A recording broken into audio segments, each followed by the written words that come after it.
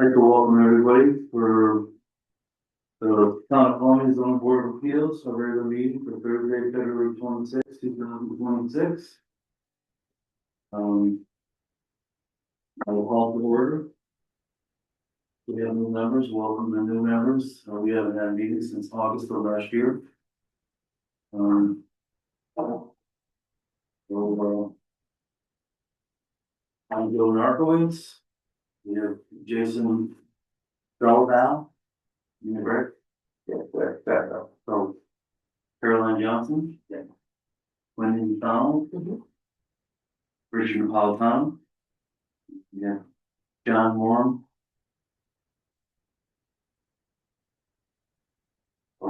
Just any changes, additions to the agenda, anybody? I do have one addition. So we need to have an election for the chair.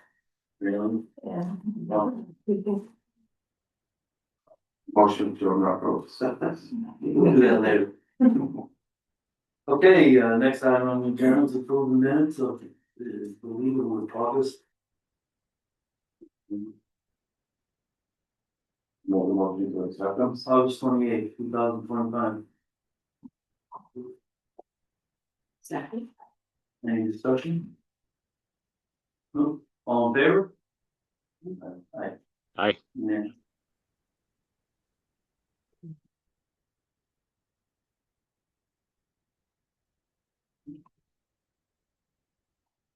So the next item on the agenda would be audience of citizens commenting that was not on the agenda. Anybody? So at this point, I will suspend the regular meeting and I would like to open our first public hearing of the evening for the property located at 124 Connecticut Route 87, assessors map 13B. They're requesting variance from section 717 of the Columbia zoning regulations for a 23.9 foot reduction from the rear yard setbacks. And the applicant was Bruce Alpert and Terry Alpert. And the property owner is Shirley Niles LLC.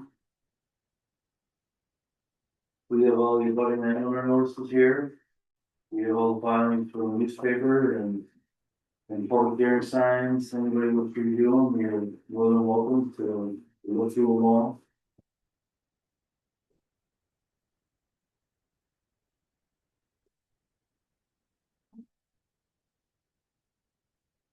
Just for your information, anybody within 500 feet of that property has to have a notice, certified notice. We have a letter dated February 24th here. In regard to the property at 2024 Route 87 Columbia. On the septic plan review for approval. Provided with these certain conditions.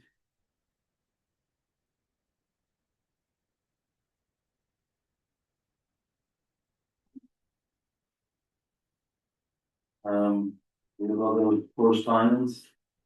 My name is Andrew Hall. I'm a current resident of Columbia, residing at 102 Route 87. And I am emailing in reference to the request for a variance made by Bruce and Terry Alpert, owners of 124 Route 87. For the building of a new home, I have no issues with the variance requested and fully endorse the Alpert's application to build one. We have other correspondence here. David Holcroft. He's in a butter. He's cleared the driveway 124 Route 87.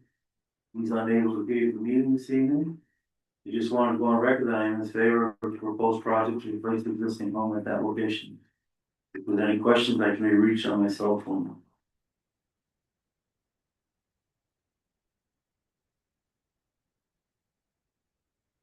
And another one from Keith Peck. As a neighbor to the property at 124 Route 87, I wanted to voice my support for the demolition and new construction of a home at this address. My understanding is that the new structure footprint will be less non-conforming as it will be moved further back from the lakefront. We do this. That's it. Or is that cool? We have some other correspondence with the application in regards to this variance,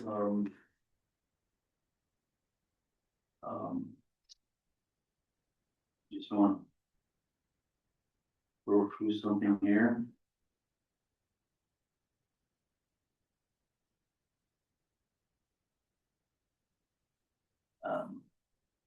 Variance, normally a variance requires something exceptional that happens to that particular piece of property. It must be different from everything that surrounds that area. It must be something that's given, or the many statutes have given the Board of Appeals the power to determine and vary the application of the zoning laws, ordinance, or regulations in harmony with their general purpose, with due consideration for the serving of public health, safety, convenience, welfare, and property values solely with respect to a parcel of land.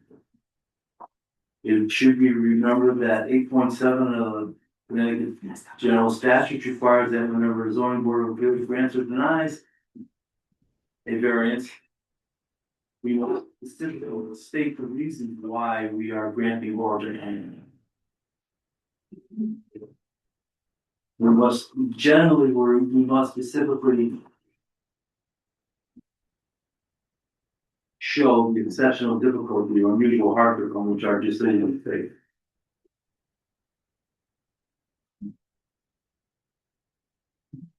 The granting of a variance must be reserved to those situations involving exceptional or unusual circumstances. That it would be to the applicant's financial advantage to secure the variance does not warrant relaxation of the zoning regs. Ordinary mere financial loss does not constitute a hardship warranting the granting of the variance. Disappointing use does not allow us to vary the zoning regulations, unless it's in harmony with the general purpose and intent of the building ordinance. That's from the Bible of Town of Burns, or something I live by.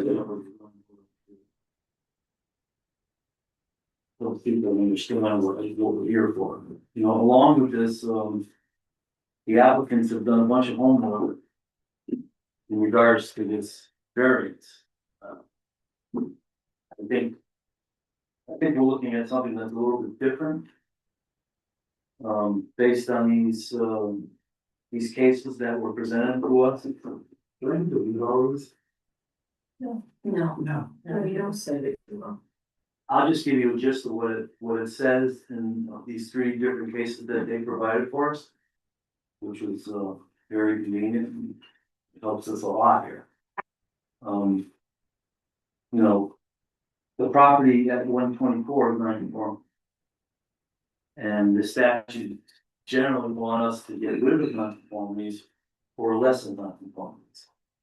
And these three cases all were provided to people, these three different properties. When a piece of property, which this one is, and I believe they're tearing the house down, they're gonna move it back off the lake. It's gonna be further back than what it is already. In all three of these cases, it was shown that granting a variance was okay because it reduced the non-conformity. Anybody wish to read these, I'll pass them around. So, who is speaking with this tonight? I'm gonna start off. Here you are. My name is Paul Buckley Reynolds. And I'm a licensed land surveyor for Stonewall Boundaries. In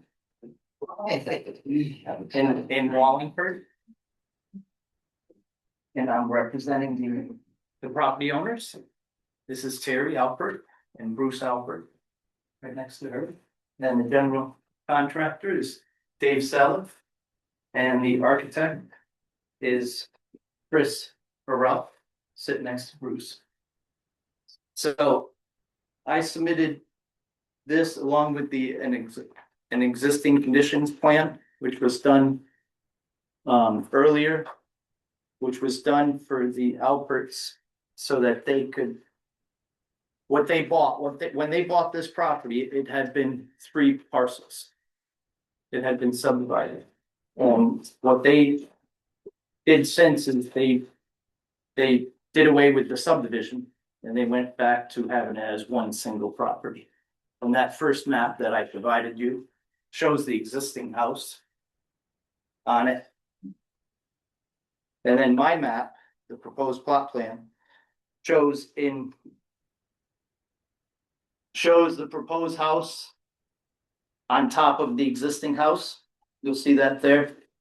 Now, the existing house, as he was explaining, the existing house is 19.7 feet off the rear setback or off the rear property line. Our proposed construction will push it back to 26.02 feet, which is going to be the closest point to the rear property line. In addition, we'll be reducing the nonconformity that's within that 50-foot rear setback by 50 square feet. So we'll be reducing it a reduction of 4% in the total nonconformity of the structure. There's a few items natural features that we're trying to preserve and we're trying to make use of in the construction of our new home. You'll see on the southwesterly corner of the house, there's this wonderful ledge outcrop. And that really adds a nice feature to the house. And we're trying to preserve that, so we're trying to keep that feature as environmentally friendly to this construction as we can.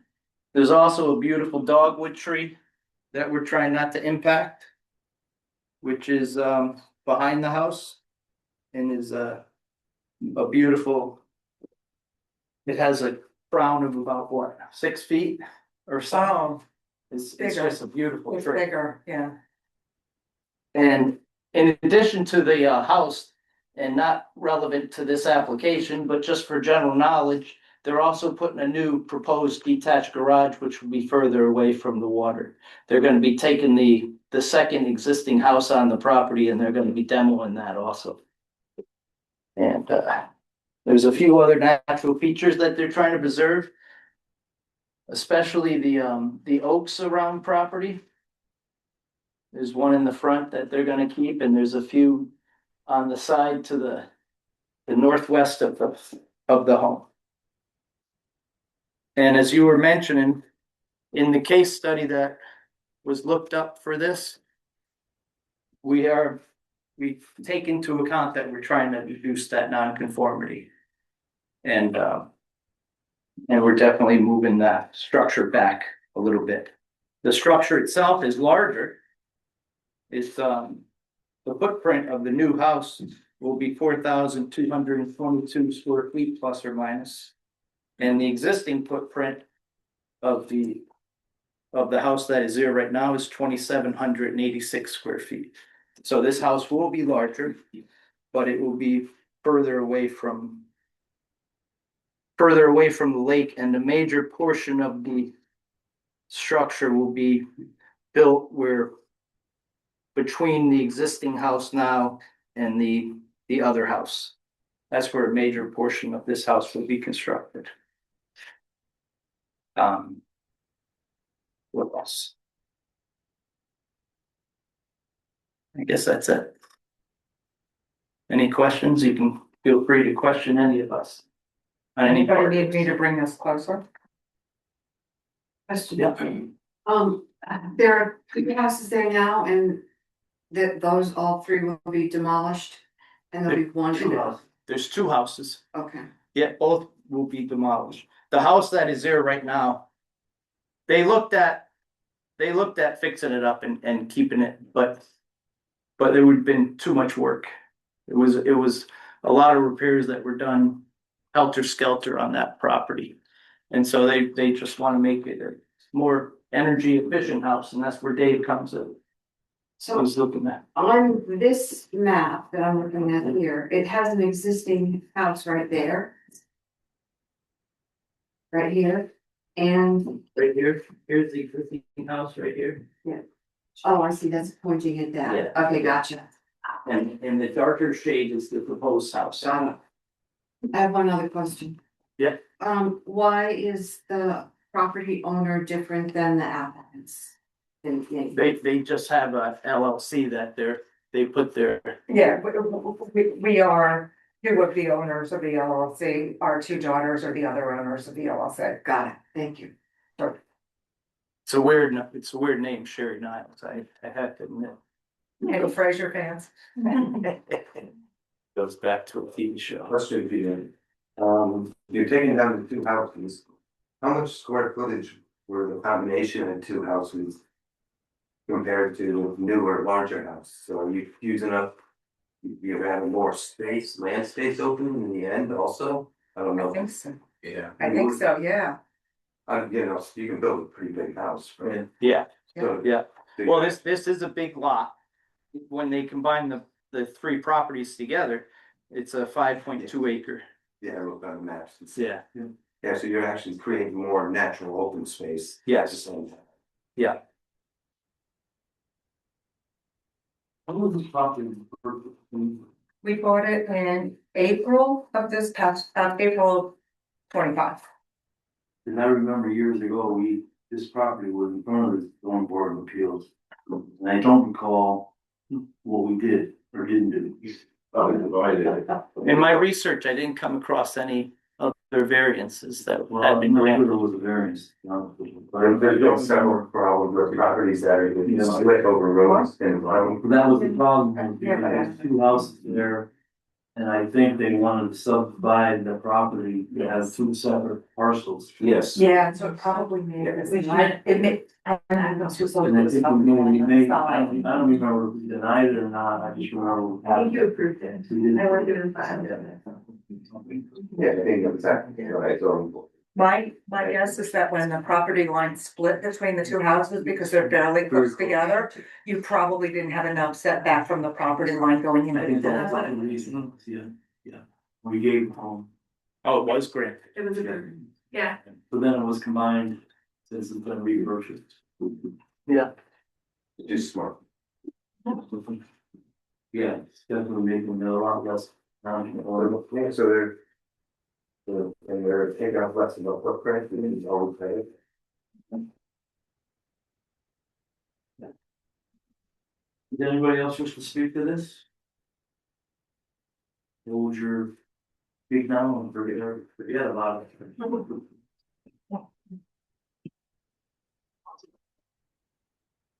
Nobody?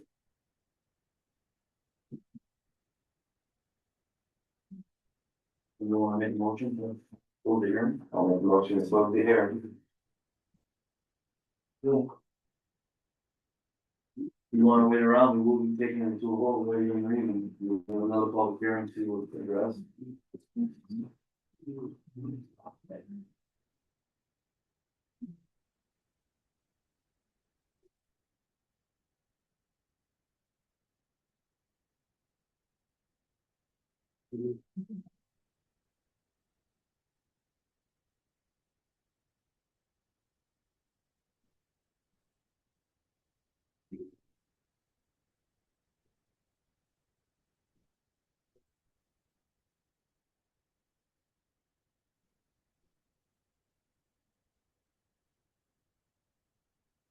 At this point, I'd like to open the second public hearing.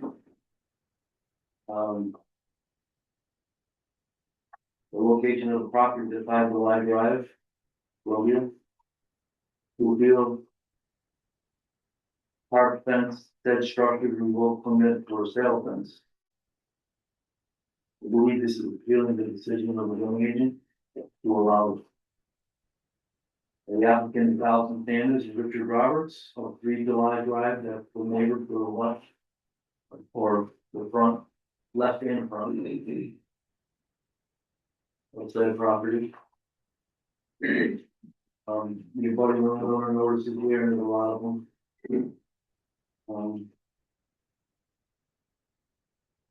There is a bunch of correspondence for this,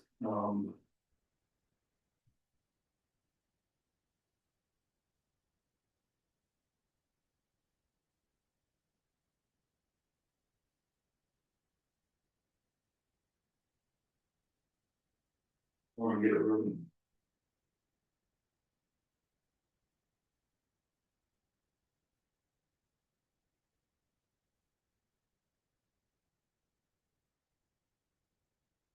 There's been a lot of correspondence to this, long drawn out letter in regards to, dates of when there were issues between the property owners at 3 July Drive, and 5 July Drive. I'm not gonna read those into here. I want to strictly deal, excuse me. We have to strictly deal with the zoning. That was, and what was allowed to happen there. I'm not gonna deal with feelings or rhetoric that came back between the neighbors. Because it has no bearing on, it will not have any bearing on our case. On this particular hearing.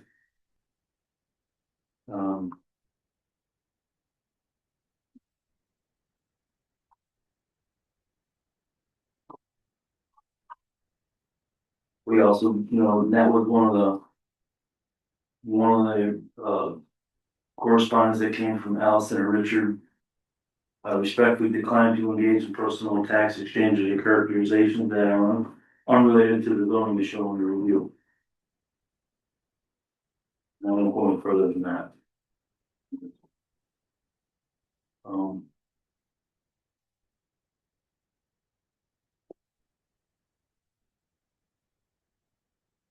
Who is speaking in regard to this kind of? My name's Allison Saunders, and I don't come out here. Yeah, come on, sir. Okay, And I'm gonna help pass folders up, Okay. okay? got a lot of stuff to pass out, so you're gonna have to, I'm sorry, you're gonna have to bear with me. Thank you. I would like to pass out some of the evidence folders to people who you're. I have 20 folders, I wasn't sure how many, I would need to bring to be, We figured maybe some people also would wanna have folders to take a look at and it's all, I need that one, so I don't pass that out. I won't. I guess you got this. One of the absolutely, it's not, you want me? And I like me to get your chair over here. But you don't state your name and address, correct? Oh, yeah. My name is Allison Saunders, I live at 3 July Drive. My name's Richard Roberts, I live at 3 July Drive, this is my wife. I was in the, it's already like, pass out, would, if you like one, let me. Raise your hand and say, would you care, one? You'll take one. Right, over on yonder one. Yeah. Anybody else over here? Want one?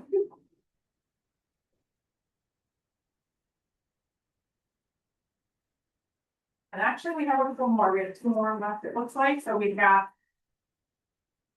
Anybody else need one? I'll take one. Anybody else? You are sharing, so I wanna make sure. You got, what we got next, you got, we got extras too. I share everything. We share everything. Anybody in the back? Anyone? Yes,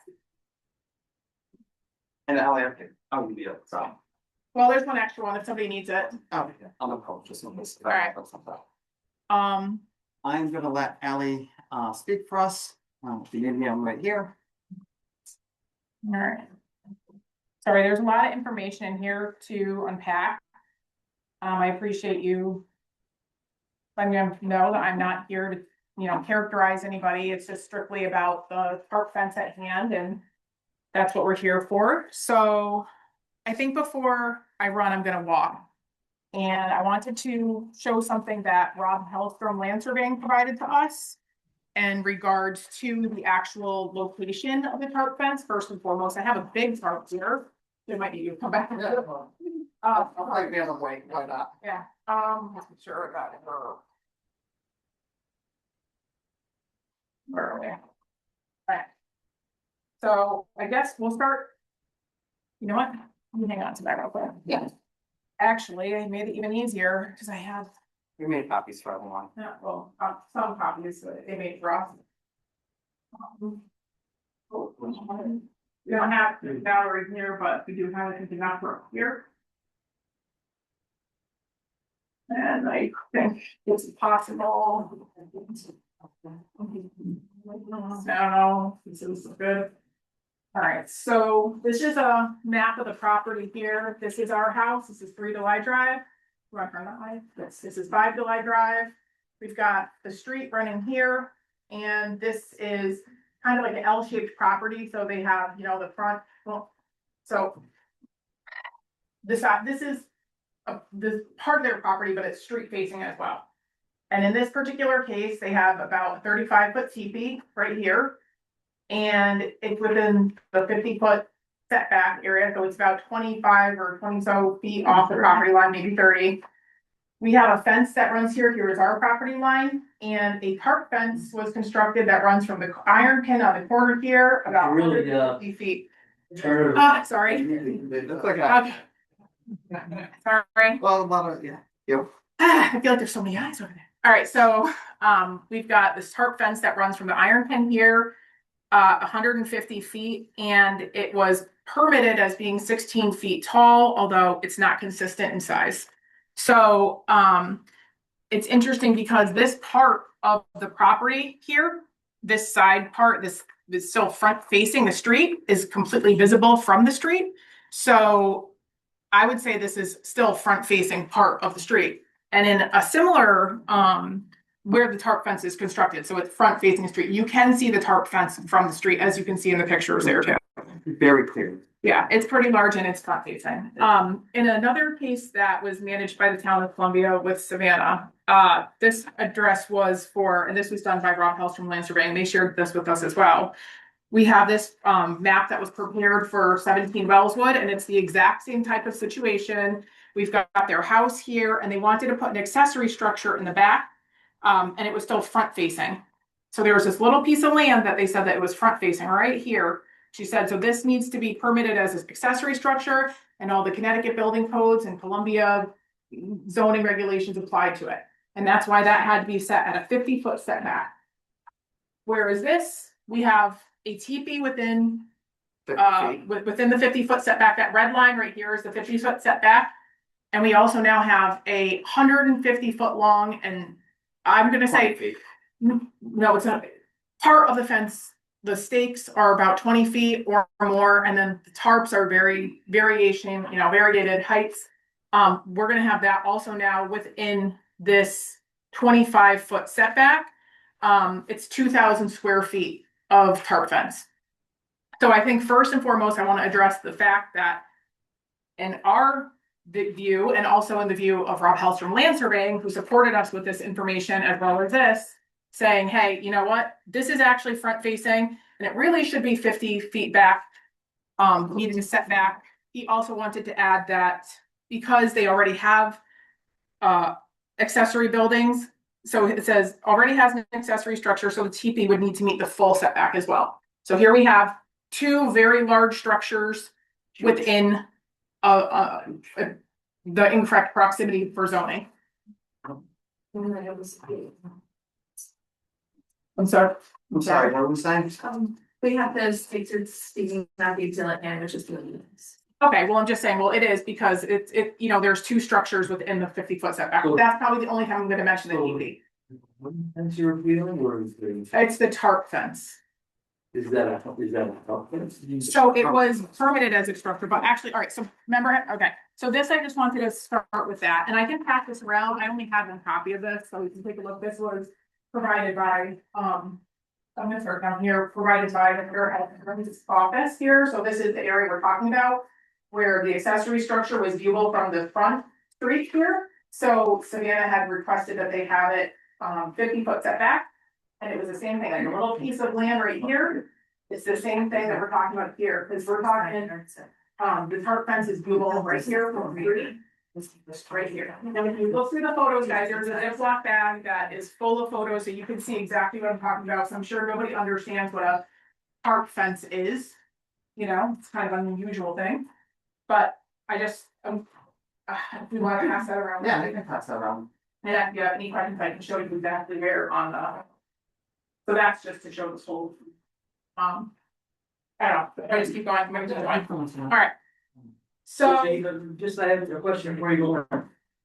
sure, I disagree with Rob Hellstrom. I don't believe that's front yard. It's front facing the street, It doesn't matter. but That's a rear or side yard setback. Yeah. that's, okay. However, though, the same setback requirement was requested for 17 Wellswood Drive, and that's why they had to put that structure 50 foot back. Same thing. So it's just a double standard. One person had to do it this way, but if you take a look at. the Very exact similar maps, to both. Ours had a 25, but this one was 50. Oh, all right. But I'm gonna continue, if that's okay. Yeah. All right, so my name is Allison Saunders. I live at 3 July Drive, and I'm appealing the approval of a 16-foot tarp structure on the grounds that the permitted application does not match what was actually constructed. Proper zoning procedures were not followed, and critical safety considerations were never evaluated. I reached out to the state of Connecticut Building Department and was informed that an accessory structure of this nature must meet engineering requirements. The email exchange is in the folder for your reference. Therefore, zoning approval could not be granted for a structure that doesn't comply with state building requirements. And the item I'm talking about, if you want to jump to that, has like a blue emblem on it. It's like got like a blue circle within the folder. Yeah, probably. So one. Yeah, good. Hold it up. So I had talked to them and they said that, There you go, sir. if there is a fence over 7 feet, it becomes an accessory structure, which this was permitted as. And that it is required to meet building code standards that the state requires for accessory structures, including having it be engineered for things like wind load, fire safety, and, you know, it has to be engineered. And this wasn't. This is a impromptu, it was handmade type thing, and I don't see any type of, I did a Freedom of Information Act request, and I didn't see anything regarding any type of engineering or structural evaluation in the file at all. Anyways, first, the structure built differs from what was described in the permit application. Please reference the permit application, specifically the detailed description of the project. It's this first page. You will see an application that was eventually That's just background noise and Oh. sound. First, the structure differs from what was described in the permit application. So we're gonna look at the permit application, specifically the detailed description of the project. You'll see the application that was eventually permitted has 4x4 structure poles and cloth material. That was what was applied for. You will also see the application is for a structure not to exceed 16 feet. If you look in your folder, you'll see attached photos which identify that there are not 4x4s for structural support, but rather tall stakes. They're pointed, they're very skinny. They're well over 16 feet tall. You will also see that the material itself is not cloth as it is written on the project description, but it is common tarp. Membrane or fabric structures are specifically addressed under building code and are not permitted for permanent structures. I also obtained that information from the state of Connecticut that membrane structures, such as this on tensions, they're not meant for permanence. They're meant for temporary things. They still have to meet certain requirements for safety. It's just not typically permitted for projects to be made out of construction materials as a permanent fixture. The fence structure consists of multiple poles exceeding 16 feet in height with sagging, unusual multicolored tarps attached, creating a large flexible wall. Because of its size, it was later reclassified as an accessory structure rather than a fence. However, no variance was applied for or granted to allow a fence of this height and scale. And for those who are not experts in zoning, a variance means like a special application. It means like you have to go out of your way. You have to have a really good reason to have something that's outside of like the scope of normal zoning regulations. Second, the classification itself raises concerns. A 16-foot barrier is far beyond the scale of a typical residential fence and was only treated as a structure after the fact. Despite this, there is no record that the applicant sought zoning relief normally requested for a fence of this size. I would like the board members to please consider a purpose of a fence so large it needs to be classified as an accessory structure. An obvious question is, why would anyone need a fence of this size? Admittedly, we don't see eye to eye with the neighbors. However, Connecticut has explicit spite structure statutes to answer these cases. I did include in the folder some information about Connecticut statutes on spite fences. These are really uncommon things, but they do exist. And as far as I can see, I feel like it falls within that category. So I just wanted to let you know that that's a fact too. A court might issue an injunction for malicious erection of a structure intended to annoy or injure a neighbor. In addition to the safety review, the safety review appears to have been absent. Through my FOIA request, I found no documentation showing the town evaluated structural integrity, wind load capacity, anchoring or collapse risk, fire safety considerations. This is especially concerning because the structure is made out of flammable tarp. It is falling apart and it moves in the wind. Its placement is 25 to 26 feet from the property line and puts it in very close proximity to my permanent fire pit, raising additional safety concerns related to flame exposure and combustible materials, as well as an in-ground pool, which worries me about water safety risk. Fourth, if you look at the Columbia zoning regulations 814 states accessory structures are to be harmonious in nature with the surrounding property and neighborhood and will not create a negative impact on the neighborhood character in a way which would present an unsightly appearance. The use of multiple loud colored mismatched tarps consistently collapsing with improvised materials does not reflect a cohesive or permanent structure standard and raises legitimate questions about why this factor was ignored.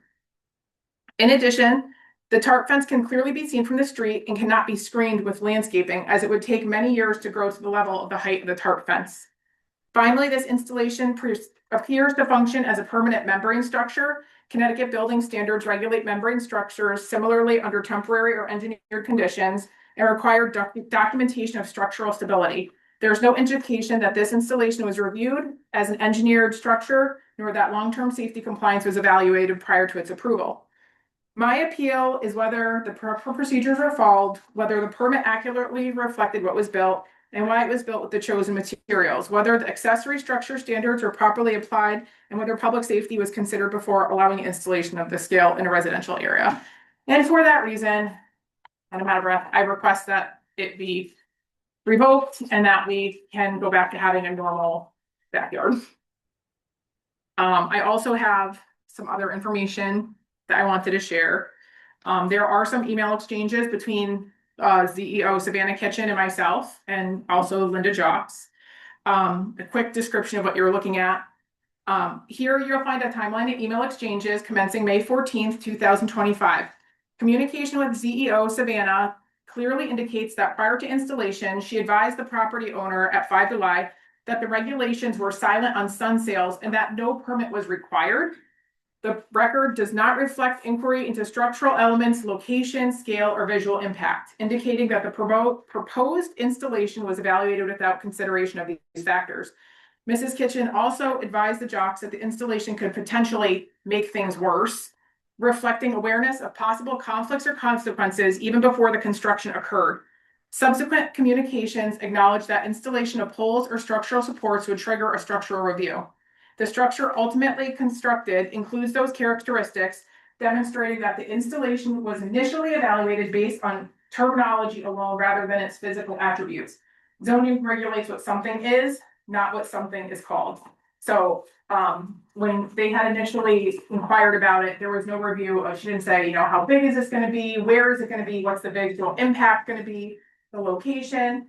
To me, it was an incomplete review and it was a failure to evaluate what was going to be put up in our yard. If they say, yeah, it's fine, silent on sun sale, go ahead and do whatever you want. That was in May, and we did not formally get a violation in place until December, which at that time, the structure never came down because they answered the email. So she said that it was, now they were being compliant, they were working towards being compliant. So they moved it a few feet back and it exists today. I'm trying to think if there was anything else I wanted to make note of, but I think, when we talk about harmonious structures, a couple of things to remember is that's our zoning regulations for harmonious. I want to point out, the size of it, it overtakes my backyard. You can see it from every single window in my entire house. It's made out of very loud, very egregious colors. It's red, it's yellow, it's brown, it's blue. They break free in the wind, they're flapping, they're falling down. I have pictures of that in there. It's almost like blight. It's, clashing with the surroundings. There's nothing like this near or far. It's not a piece of art. It was specifically designed to, aggravate the look of the yard. And, you know, it creates an eyesore. I would say, that's an opinion, but I think that most people would agree that that's not a beautiful thing and not a beautiful structure.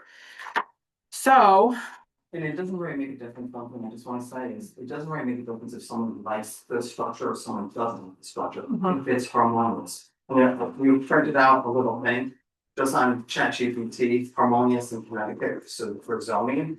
And these are just like 30 questions that everyone can just take a look at and just read. you know, Scale and mass, this is 2,000 square feet of park. in Yeah. someone's Backyard. it is, and it's flammable. It has not been engineered for safety. It's big, it breaks loose, it's not structurally sound, and it doesn't match what the application was put in for. It does not have 4x4s. It has these tall, skinny poles. It does not seem to be secure, and it doesn't show that it's been evaluated for safety, so. And the one thing I just also wanna say, with the safety, we live in the woods. This blocks all of our views for all of our, I mean, you just open up your window and all you see are tarps. But besides that, if those there's firework, 30 feet from fire pit. You could really, the fire department stop and put out a fire? I don't know Those if cars. that would go up. I'm being honest. It is literally. Connecticut, though I'd say I did also pull, these are, the international building code laws in Connecticut. They are adopted by the state of Connecticut. I did put those in there as well, and it talks specifically about, structures like this, like tarp membranes, right here. We call it tensile membrane structures. They include permanent and temporary structures. They'll be designed and constructed in accordance with ASCE 55, the provisions and sections. I mean, I would say read through it. Basically, it talks about certification. An affidavit or affirmation shall be submitted to the building official. And it has to have the names, it has to have the type of fabric it is, when it was last treated for flame resistant solutions, the trade name, chemical use, and the treatment. I mean, it's pretty specific for these types of structures. And I'm guessing that's why you don't really see them, is because you have to kind of go through hula hoops to get those permitted, and typically they're not permitted as a permanent thing. So I guess that's it. Just the one thing I just wanna say also that's just really troubling is that when Ellie got the email from Connecticut, building codes, that she didn't take the time to make sure that it's structurally sound and engineered. It says any fence that's over 7 feet tall has to have a building structure permit. I mean, it has to be tested. It says it's straight in the law. And that just got come in the code, and that just got completely passed. She just permitted it without anybody taking a look at it. Yeah, once it was classified as a structure, building code relevance becomes unavoidable. Yes, Do you believe that's outside ZBA discussion as it's a building official requirement, and when the building permit comes into the department, he's the one who says if he has purview over it. So good. But I you don't permitted see, it. but I'm sorry, I didn't see I any, didn't sign off. I don't know who else walked it and took a look at it besides you. And I think that it was prematurely permitted without a safety inspection or a building official to inspect it. I do think that once it is classified as a structure, building code relevance becomes unavoidable. So to permit something for permanence, it probably shouldn't have been done at that time. And that's a conversation that maybe should have happened before, and that building inspection should have been completed. So it's just a lot of things, guys. From the very beginning of the permit, nothing's correct. I mean, Before- maybe it got set from the get-go because it was told that it was silent on putting this up. There was no thing specific towards that, but. Right. well, thank you for your testimony here. Can I get a rebuttal from 5 July Drive? Yes, And just state your name for the record. Peter Jock, 5 July Drive, Columbia, Connecticut. I've lived there for 18 years, at 5 July Drive. The approved building plan from the town was done in 2001. So they're in question, the building line on that side of the property is only 25 feet. It's not 50 feet. It's always been 25 feet. It's been there for 25 years. The same. So I take, they're saying it should be 50 feet. No, it's 25 feet. As far as they saying the sails look ugly and all that, they gave us these pictures. Now, is that ugly? Is that uniform? Is that, does that look all right? No. No? Fine, that's too bad. But it's not all falling apart. There's only one person speaking. Looks like a circus. Because, I agree. well, yeah, it's got the colors of the earth, the 7 colors of the directions. It goes in line with the TP. All right. I submitted this drawing as far as where the sails were gonna go. Number one, there's no regulations for sails. All right, at all in Columbia. All right, they don't have any. All right, and as far as instead of 4x4 poles, I used existing TP poles I had left over from my TP, which are 4.5 inches on the bottom. They go 24 feet high and they're 1.5 inches at the top. All right, and they're strong structurally and all that. When this thing was put on the docket in the middle of winter, yeah, some of the lines broke loose. All right, some of the sails warped. And then we had 20 inches of snow and I can't fix it in the middle of winter. I didn't know how this was gonna turn out here at this, zoning meeting. But, if you don't like the color, all right, I need those cloth sails and they're not tarps. Tarps are made out of rubber. Tarps are made out of, other materials. These are reinforced. All right. As far as my teepee goes, that is all fireproof. It's structurally made to have a fire inside and to be used. All right. So all that material is fireproof. Fireworks, we don't play with fireworks in the yard. I doubt if they'll ever catch fire, but unless somebody wants to have a fire bow and arrow and burn the stuff down. When we decided to put this up, we moved it 26 feet off of the property line, as far as within the area to build. All right, there were just holes in the ground to support these cloths. I've been a builder for 25 years plus. I know a little about structures.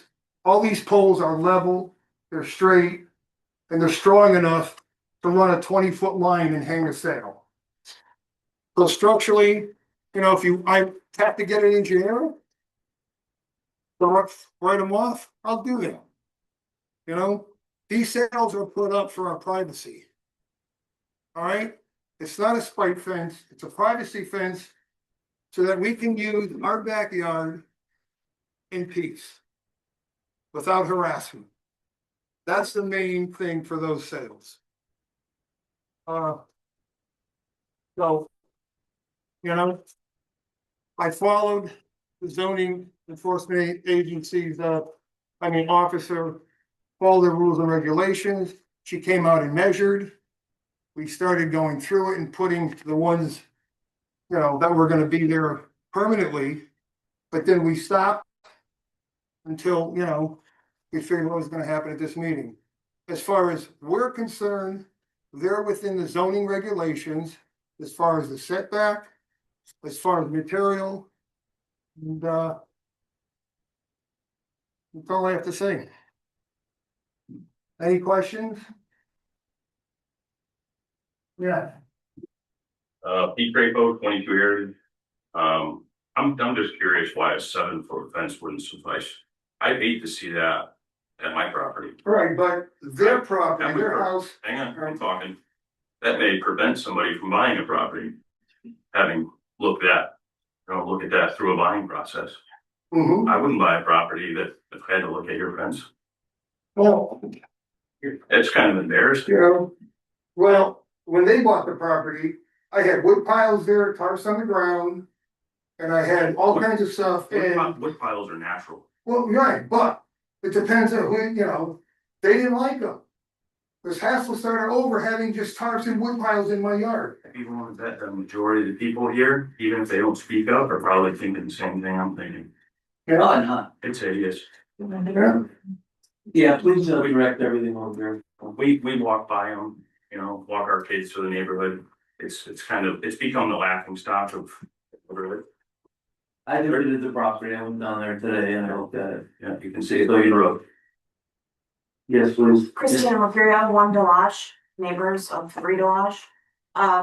Just gonna reiterate his question that he didn't answer. Why isn't the 7 foot fence sufficient enough for it? That's all I'm asking. Yeah, we can't question him. Sorry, so that was the question. Why isn't the 7 foot fence Well, that I we can have? answer it. That's the question. Questions are supposed to go, be directed here. Oh, he said. Statements are- He asked the Yeah, question. so my apologies. Okay, then I won't ask it. That's the way it works, that works, No that's the way problem. all the boards work. Got it. Otherwise, we'll be here until 3 o'clock in the Thank you for morning. the education. I have a question. Why couldn't it just be a natural? He's been working on this project for 5 years. He could have put pine trees, he could have put arborvitaes. Green giants grow 3 to 5 feet each year. There was a million things that they could have done for privacy. Because they want privacy doesn't allow, I believe, just someone to put 150 feet, 16 foot tall parks for privacy. That's not harmonious in the neighborhood. Creates a negative impact. I mean, it's as clear as day. There's a million things to have done.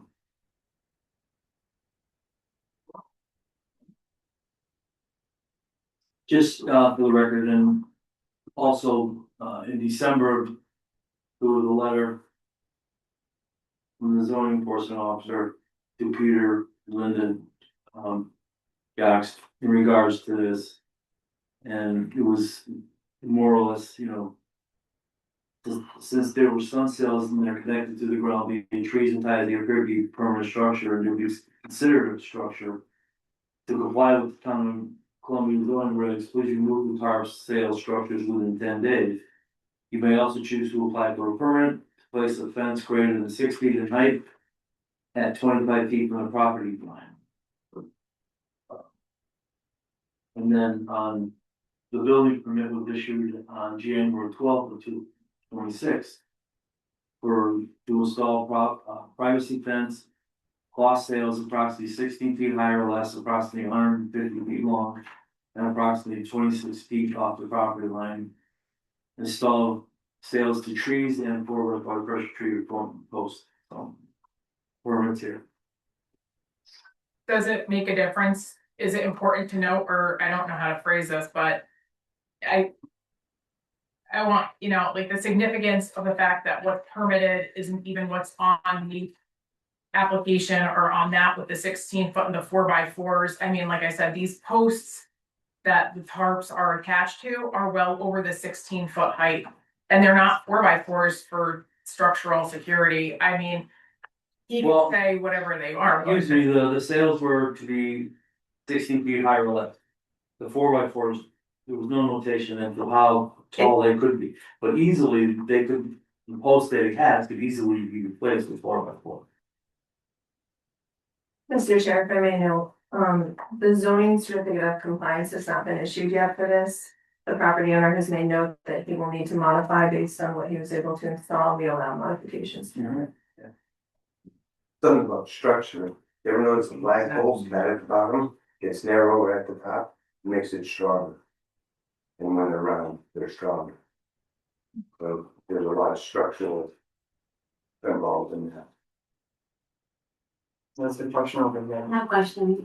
Your name, please? Susan McGonagall, 5 Hickory Court, Columbia. So, I'm very new to this whole thing, but if this permit is allowed and this goes forward and these sales are allowed, is that setting a precedent for the rest of the town that somebody else wants to put up a sale fence in their backyard? Is that now setting a precedent that anybody else in the town could do the same? I'm just concerned as a citizen of, as a resident of Columbia, that there may be sale fences allowed in other properties that I may not be happy about. They would all have to be permitted, that's not for So, the side. but does this sort of set a precedent for that going forward, that this is allowed and so forth, somebody else may then do the same. I can't answer that question, Anything's possible. you know, yeah. And the one thing That, also, I just raised a concern with that, as a concern that, if that matters. You wish to add? the one thing also, it says it can't have, Every time you speak, you're supposed to state your name, so the record knows who's speaking. sorry. There was a question That's, back here. that's just a technicality. My name's, you can go first. Hi, my name is Laurent Goxie. I live like a couple minutes away by the Whitney Road, 113 Route 87. I'm not a zoning expert, I just like to respectfully share my opinion that it's not the most beautiful thing I've seen, you know. I don't know like why it is needed for, I hope you guys find like, you know, a way that could make both sides happy. Now, I would hate to be like in such a planning, or, you know, I could just call my neighbor and say like, you know, hey, why don't you go and like it? You know, apartment, sorry, house and walk my dog while I can, you know. It's just that I wouldn't wanna wake up to this too, you know, like, I know people like from hundreds of miles away move to here, you know, because it's beautiful, it's natural. But I'm no zoning expert, I don't know all the details, I just wanted to share my opinion.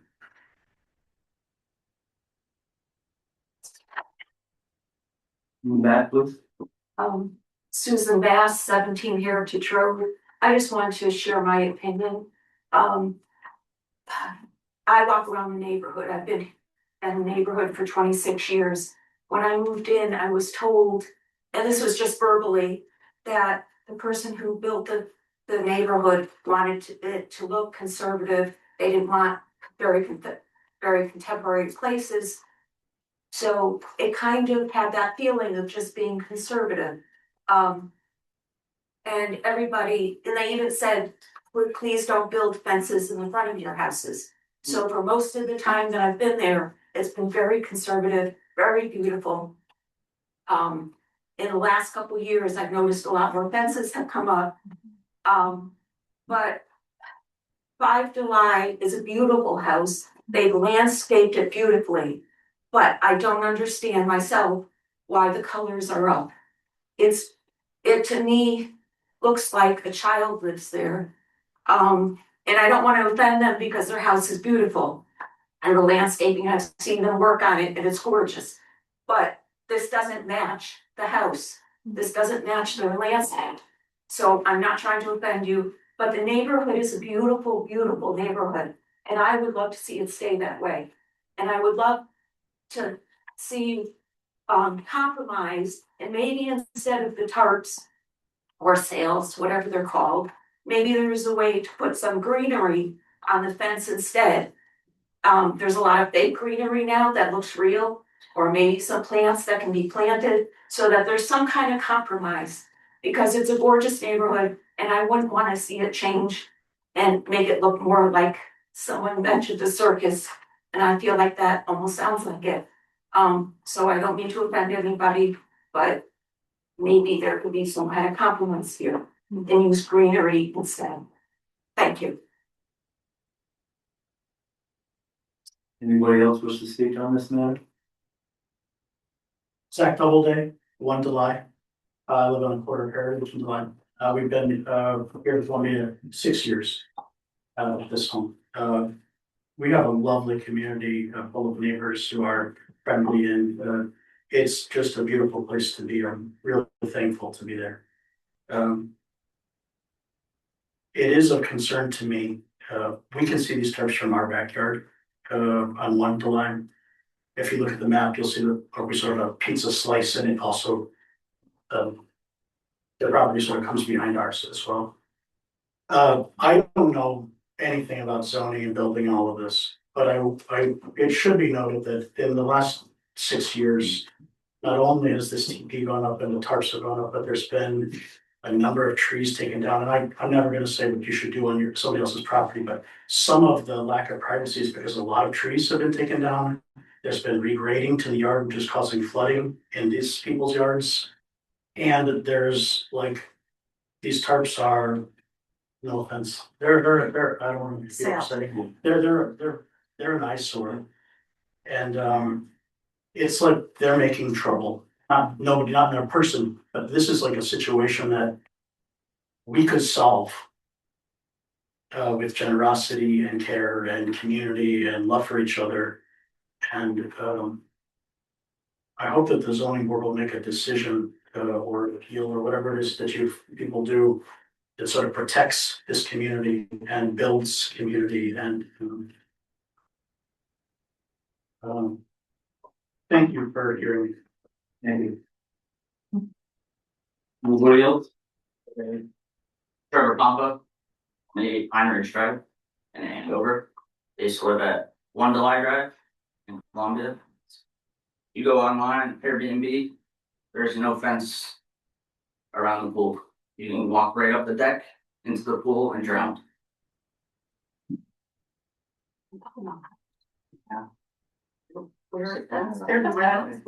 Nothing other car from that's not. We have a fence. Just putting that out there. It's on Airbnb. You can look it up.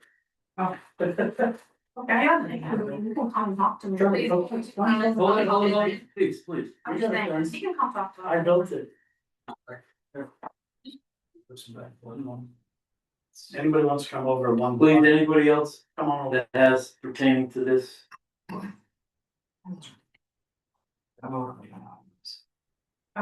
I guess I'll just say one last thing, if that's okay, Allison Saunders, again, 3 July Drive. I know that I know that there's a couple real estate agents in the room and that are listening, and I just thought that it would be worth noting that, and I think somebody else said it too, that if we wanted to sell our house, or, you know, if people put stuff like this up in their properties, it's gonna take everyone's property's value down, you know, because that's a red flag. So as much as it would hurt us to sell and lose the money for it, if this is something that, as somebody else said, would be like a precedence for the town, putting up egregious colored sales or tarps to aggravate someone because they feel as though they need privacy, that's gonna take all of our home values down. So I think that's really important to note, because nobody wants that. Like, we wanna live in a beautiful community, a rising community. We don't wanna live in a place where things like this can be constructed because there's some sort of loophole in verbiage about silence on sales. Like, we're trying to protect each other here too. So that's it. That's all I gotta say. I'm done. Is it okay if I chime in from online? Oh. Emily Adams. I grew up in the neighborhood. I still drop my son off to my parents' house at 7 Delay Drive every single day. I just wanted to make a note that over the years I've been in the neighborhood when things have happened between the neighbors, and I think it's reasonable to say that though you're concerned about your property value, if you weren't so concerned about the TP going up in the first place, the tarps wouldn't be there for the privacy of the residents behind you when you were throwing dog feces over the fence. So you have to kind of pick what you want. Do you want the TP or do you want the tarps? I just wanted to say, this is Ally from 3 Delay Drive. We aren't here to make characterizations about people. I'll be the first to say. I did not characterize you. Well, I don't know. You made a comment about dog feces, but before the property was surveyed, and we did pay to have the property surveyed, we would put our pet waste on the wood line, which was safe to say that nobody would be walking there. So that wasn't in any type of intention, and this feels very. Listen, I'd rather deal with what's. Yeah, okay. I don't know, sorry. The dog waste or any of that has nothing to do with this. Correct, so, I don't know. But we don't need to have any discussion on that. Can I chime in from online as well? It's Olivia Evans from 173 Route 87 in Columbia. Yep. Okay. So they actually contacted me and were interested in seeing if I had any buyers. I'm a local real estate agent, and you know, I have people buying here, and I went over there and I can see it. Like everybody else has said, they have seen it. And I kind of advised them, like, I don't think any of my buyers or any of my clients would be interested in their house with that in the back, that because it screams there's a problem. And if any, you know, person that just came in to look at a house, they're going to look at that and go, what's going on here? So it is a problem because even if there is animosity between the neighbors, even if they were like, you know what, we've had enough, we want to move out of here, they can't with that up there. And it is an eyesore. You know, the kids in the neighborhood and everybody goes around and looks at it, and it's just it. I cannot believe that was approved, honestly. And if my neighbor did that, I'd be very upset.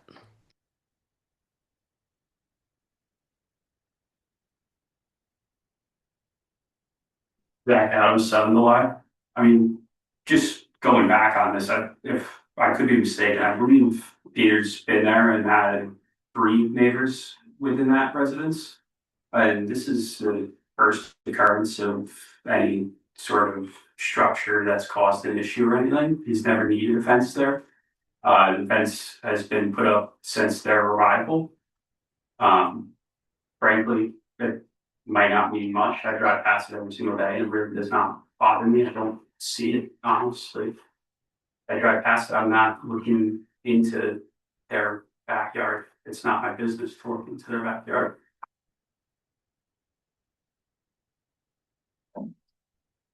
Okay, anybody else? Any of the board members wish to ask questions? You wish to add? Ask a question, have you ever thought of putting up, the trees, get trees grown in? So we actually did, we spent about $2,500 on the largest size arborvitaes that we could find, that money could buy. So they were about $399 a piece for 10-foot tall giant green arborvitaes. And we did plant those, we put them all along the property line there. We did tree work so that we could get some light back there. We had like a 300-year-old oak in front of it. That's a beautiful tree. We'd hate to have to trim it or take some of that down to get more light. But we are praying that these babies take off this year. We really want to see them grow. We want that privacy too.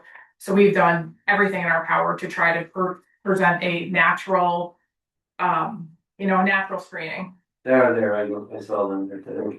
Yeah. So, this is a crazy question. Have you tried talking to them and maybe working something out, so maybe the trees go up, the tarps come down and this can move on in a much better way for everybody? That's just a question, you know, that could put everything at ease here for Well, I everybody. can ask right now, would you be willing to take down the tarp so that we can all enjoy the neighborhood with natural screening versus having these very large tarps? I'd be willing to negotiate if the neighbors in question would allow me to have our own privacy without being harassed every time we're in our backyard. Did you just approve spike?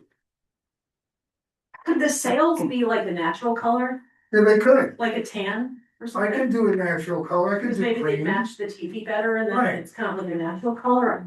Yeah, One thing is they do break free and they sag and they So collapse. that wouldn't be like a So solution for you. so since this has been permitted, since January 15th, I want to say, multiple tarps have already fallen down and had to be reconnected and they do just collapse in the wind. And I don't think that they're necessarily safe for the fire perspective either. We do have a fire pit there. I don't know. We have a lot of crazy weather these days, like get these huge gusts of wind and something can just break free. That's just, Anything could happen. anything can happen. Actually, I think, he's 25 feet away, your fire pit's probably another 20 feet away from that point, so you're probably closer to 50 feet or more. 150. 150 feet? No, the I know how big they are, I'm stating how far the tarps are away from the fire pit, looking at the picture. Yeah, you see your picture in there, right? Yeah, They're probably better with the photograph, you could say. yeah, so you're not on the property line, so you are a little farther away. Maybe a little bit further. It's not directly on the property line, no, but I mean, they're pretty big tarps, so if one did break free and fly into the yard or something, or if embers flew up and land, because they're not taut. They definitely sag, so if stuff landed on it, I'm not saying that it couldn't happen. It's a consideration. Let's see. Okay, If I may, Mr. Chair. I just wanna note that, if we get back to the basics here, the fence is in compliance with our zoning standards for a structure. It meets the minimum setbacks and height requirements for the district. That's why I approved it. The appeal cited section 8.14, which cites that, things must be in harmony with the neighborhood or setback in the rear or side yard. So it was my opinion, it's in the side yard. This particular regulation leaves a lot of room for opinion. I'm not sure regulations should have that sort of room, but this one does, and it's what we're working with. I just wanted to put that out there. I think, you know, as a zoning official, it's my job to uphold the health, welfare and safety of the community and not to speak on aesthetics. Can I ask? I'd like to add something for this, please. Edward Adams, 7 July Drive.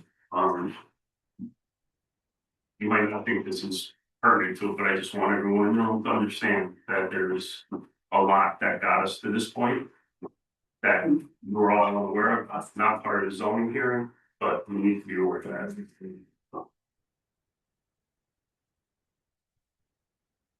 We're all well aware, because we all got correspondence. I know because, but there's other people here that are neighbors of mine that don't fully understand why we're here.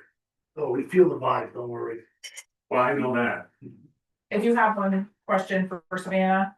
You said that you're here to protect the safety of the community, but did you adhere to state building codes when you approved this? I'm not building official. But As you I approved, stated you in said the- that you were here to protect our safety too. And it's- She's there. From blight cases which are within my threshold to have, you know, I can actually speak on those, but I'm not the building official. I can't speak on those. But On zoning. I know, Placement. I don't have any purview over but building. it wasn't, but there was no communication with anybody else besides her before this got permitted, so I don't think that. I would direct you to speak with the building official if you have more questions for how he oversees how permits come to him, but that's entirely within his department. How come this permit didn't come to him?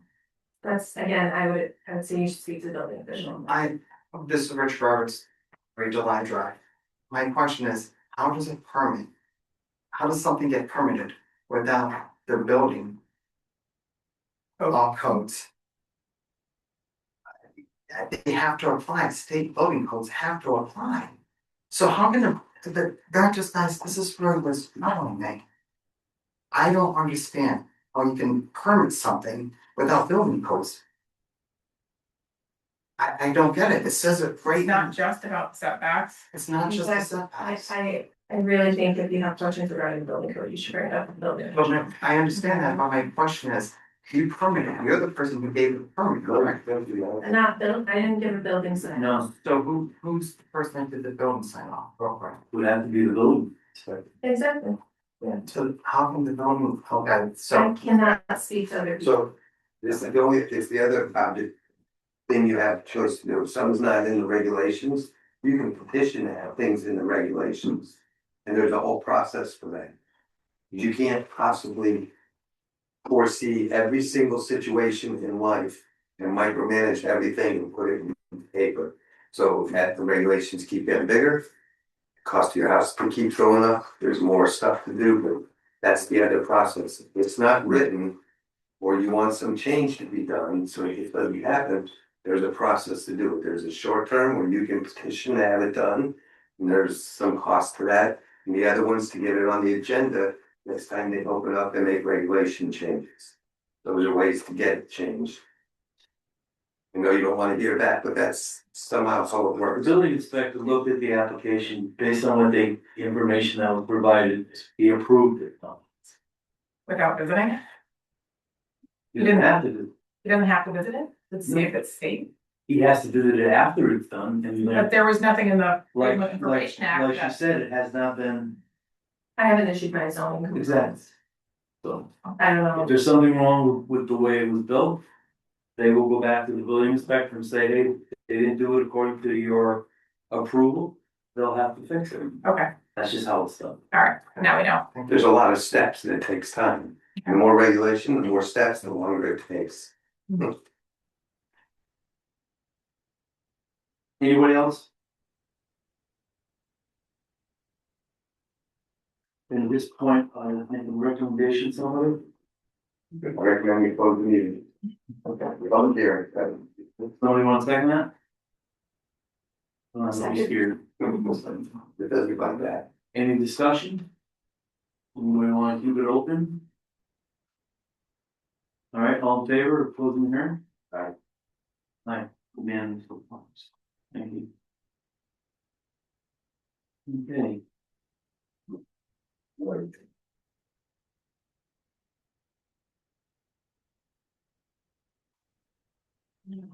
New business. Application of Bruce and Terry Albert at 124 Route 87 for a rear yard variance of 23.98 feet for reconstruction of a single family home. We need to have a motion for discussion. Make a motion for discussion on property we just mentioned. Make a motion to Pass or deny. to approve, Whatever, approve or deny.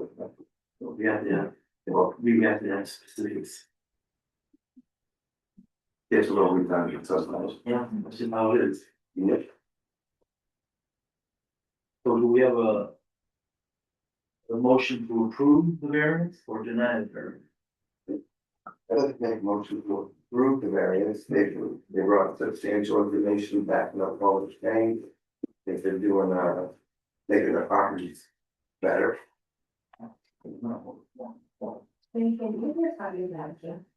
Oh, thanks, I think I just got.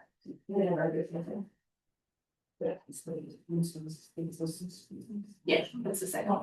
That's just, yes. That's a photo on your.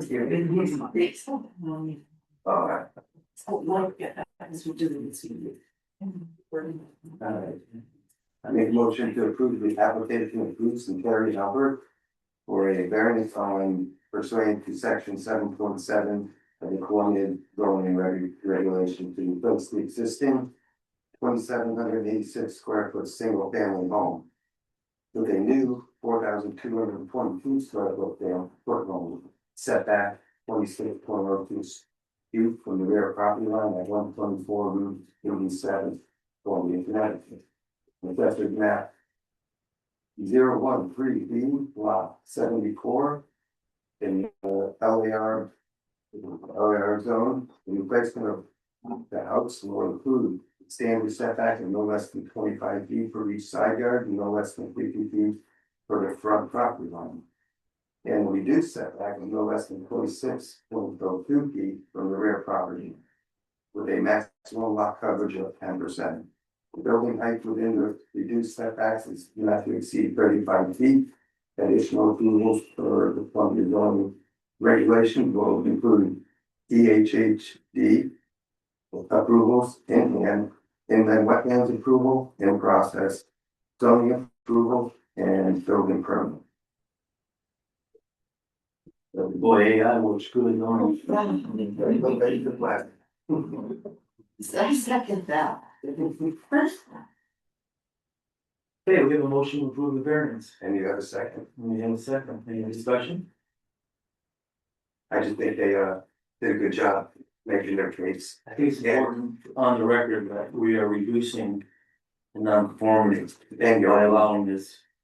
And that's the most important, one of the most important things. and they're consuming less of the property too, which is important around the lake since it's very dense. So all in favor of the variance, say aye. Aye. And But you didn't think you'd have to wait this long, did you?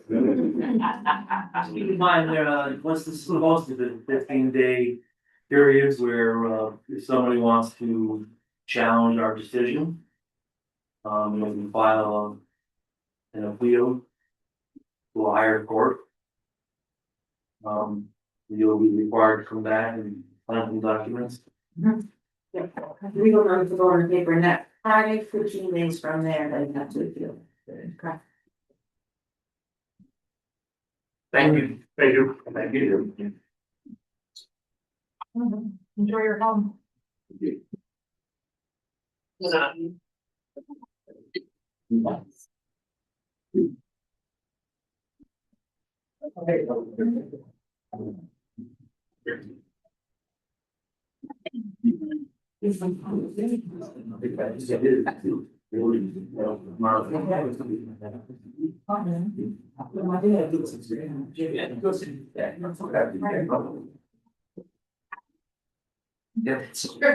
Okay, next item on our agenda. Before we begin, may I recuse myself from the 5 July vote? We have enough numbers to vote. You would have. We have five, we have. You would have to leave the room too. Okay. So. There you go. You bet, yeah, you bet, and you just had to see, Brian. Yeah. I have, what? So we see John? I have to go. No. No. No, she can stay here, there's no reason she has to leave the room. Oh, I can stay. He's an alternate. When you leave. All right, yeah, fine. You just can't be involved in this. It's fine. Okay, We're not allowed to ask questions, double day, we're not allowed to ask questions. the hearing is closed, so there's no more. Oh, I was just curious. 7.2 ZBA 2526.03 application Allison Saunders and Vicky Roberts of 3 July Drive for an appeal of the ZBO decision on the sun sale fence at 5 July Drive pursuant to section 8.14 of the Columbia zoning regulation. Subdivision map number 004 lot 088 zone RA lot area 2.5 acres.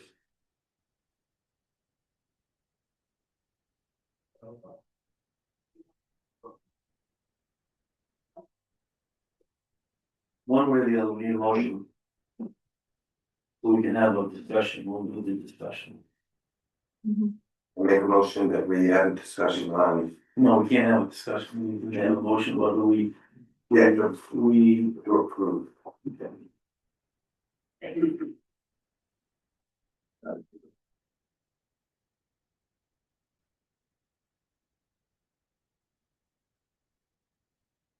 Make a motion for zoning regulations, non-designated structure above.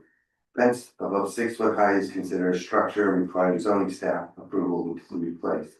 Required setbacks on frontage lots, residential. Sorry.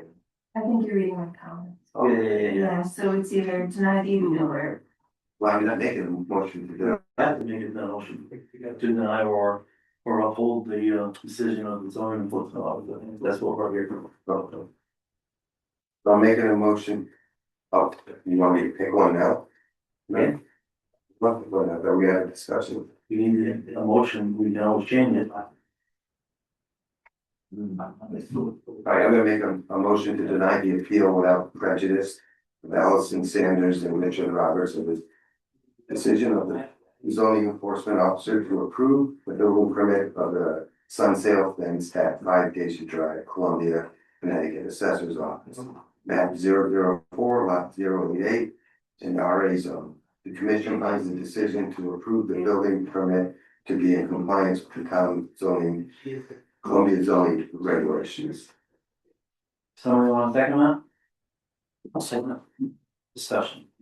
All right, first off, the reason we're here is that the zoning enforcing officer made a decision, and that's what we're here for, and nothing else. Okay? Was she right in making her decision? Was she wrong in making her decision? Based on the application, based on the testimony? Yes or no? We've only had a couple of these in all the years that I've been here. And a lot of times you're getting to the point where we're discussing things above and beyond the actual decision making and the zoning regulations. Did she follow the zoning regulations? Question number one. Did she follow the building permit, again, has not been signed off on yet. So what happens after here? Whether it's denied or they, or they sustain the appeal, that's beyond the zoning board of appeals. We're strictly here based on the decision of the zoning commission. I want everybody to understand that. I agree with the zoning agent. I think the thing still hasn't played out yet. I think there's still inspections that probably have to be done with the building department Yeah, so and right sign offs. I just want to clarify, because the building permit was approved. And so it's just the certificate of compliance that they're waiting on, which I would, if they fall in line with the structural regulations, And I requirements and all this stuff. then I would approve any modification and then they could get their compliance. So I think Me personally, I think it needs to go through all its steps before it gets to the point of turning it down or looking to change. And I'm gonna ask the town attorney in regards to this, you know, there was mention of the eyesore of the sales, you know, I'm not a real estate agent. I can't say whether or not something's gonna add value or not add value.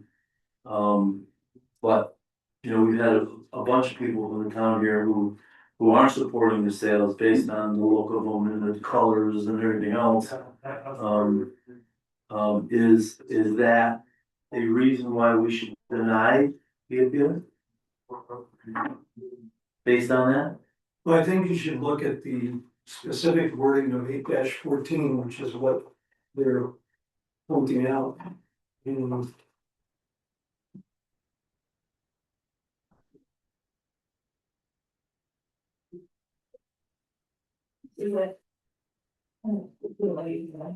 I'll read it.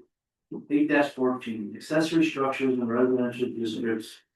Accessory structures shall not be located in any lot unless the zoning enforcement officer, after receiving review of an application for zoning compliance or any additional documentation or information that she sells deemed necessary, has determined that the accessory structure will not create a negative impact on the neighborhood character in such a way as to present an unsightly appearance when viewed from adjacent roads or properties. For example, it is preferable that the accessory structure be kept in the rear or side yard and screened by landscaping or fencing in a manner which is in harmony with the principal structure in the neighborhood. I have a question. I think I said, well, instead of planning and zoning, character came much along a lot. And it was taken out of a lot of things because character and a lot of these things are very judgmental. And it becomes very hard. You know, it was a big sticking point for many years about planning and zoning when we were doing regulations. It slowed things down so much. Well, when the ZBA was involved with all the special exceptions before that was changed. Yeah, That was all, we had to look at it for harmony with the neighborhood and safety with fire and access and maintenance, everything. But thank you very much for paying, don't take so that.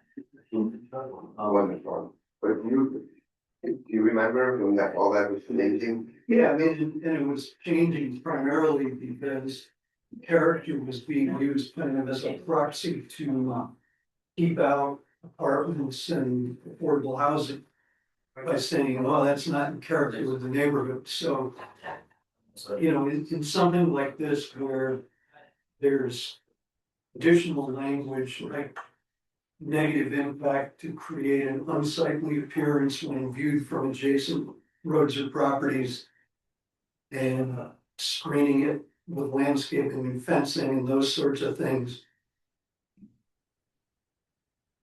When you're making your decision tonight, you're basically saying, if they had come to this board seeking this permit, would we have granted it under this regulation? Not necessarily whether she made the right interpretation or not. It's just, you know, would you reach the same interpretation and conclusion? Right. You know, I think character is okay as long as it's not being used as a subversive way to get around other public policy rules. I know that there was times where different areas that was happening in the zoning board, people were using character not just for building stuff, stop people from. Yeah. It doesn't meet the character, But anyway. it becomes personal. Yeah, So, again, we're here to determine whether or not the zoning enforcement officer did their work the way that we should have been done. Not for any other reason. So, we have a motion to sustain the appeal without prejudice? I have one quick question. Yep. When they approved it, did they know that it would be multicolored? What was that? Because that seems to be I a don't think lot that's a of, consideration. okay, yeah. There's nothing about color. Yeah. Well, talking about like, you know, how it affects the look of the neighborhood and that sort of thing, so, Yeah, you know what I mean? oh, yeah, no. So that came across the desk like it was gonna be multicolored. Are you asking how I made my decision? Yeah, would that make a difference, like not knowing I what do. color? it would be? No, they presented it accurately. Okay. Yeah, no, they presented it accurately and, you know, it being in the side or rear yard and meeting all the other requirements. As I mentioned earlier, I don't see the zoning official as someone to determine the character of the neighborhood, so I think it's appropriate that it's before you right now. So we have a motion. All in favor of? What was the motion? Motion was to sustain the I think it appeal. was denied. Oh, denied, I'm sorry. Denied. Yeah. I'm sorry, without prejudice. Sorry, my mistake. Take two vote. All in favor of denying the appeal?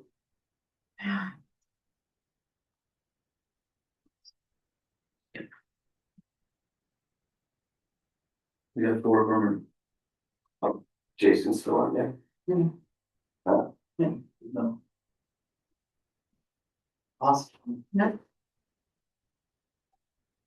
The only thing I will say to this, with this testimony and with everything that's been going on, I would ask the parties to get together with them to improve on the colors. Alright. I can do that. Solid and the green would be fine.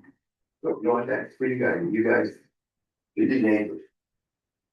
And that makes the whole neighborhood thing. That's the two-way street. When I tell you quickly, when I moved mine, when I live in real life, my neighbor dumped their garbage all the way down my driveway. And I hated it. Leaves, piles, and I started to go this route, and I said, you know what? Now they're my destiny. Okay, we got other business. Thank you. Thank you. Good luck. Trevor. Unfinished business.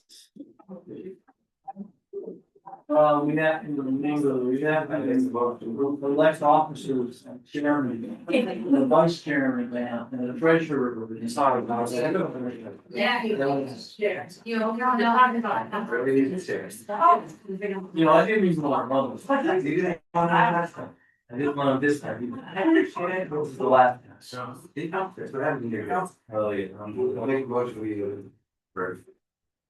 don't knock those, yeah, so you know we want one.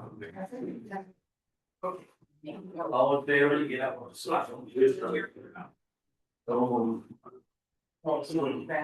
Yeah, I there's something else here we have to deal with, and I don't like it, and I'm not sure we're gonna do it. It's part of me to kind of want. Yeah, I agree.